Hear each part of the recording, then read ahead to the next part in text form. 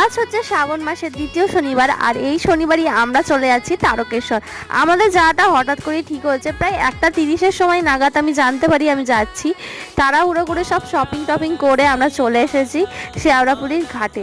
আর এখানে আমাদের সবাই গ্রুপ মেম্বাররা ছিল, আমরা মোট প্রায় 9 জন গিয়েছিলাম। আর এখানে হচ্ছে আমি, আর এখান থেকে টুকিটাকি ভাঁড় ব্যাগ যেগুলো যাবতীয় প্রয়োজন জিনিস সব কিনে আমরা চলে গেলাম নিমাই চিত্র ঘাটে। যেহেতু সেদিন জোয়ার ভাটা ছিল তার জন্য জলটা অনেকটাই ওপরে উঠেছিল, আমাদের বেশি নিচে নামতে হয় না। আর এখানে আমরা চান করে এবার মেরেছি হাঁটা। প্রায় 5টা কি 5:30 দিয়ে হাঁটা শুরু করে টানা কাশী বিশ্বনাথ পেরিয়ে 12টা কি 12:30টার সময় করে আমি আর অমিত বসেছি। বাদ বাকি টিম মেম্বাররা আমাদের পিছনে ছিল। তারপরে সবাই একসাথে দেখা করে আবার হাঁটা মেরেছিলাম। দেখতে দেখতে চলে এলাম তারকেশ্বরের মেন গেটে।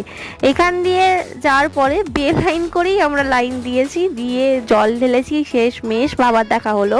সবাই বলো হর হর মহাদেব।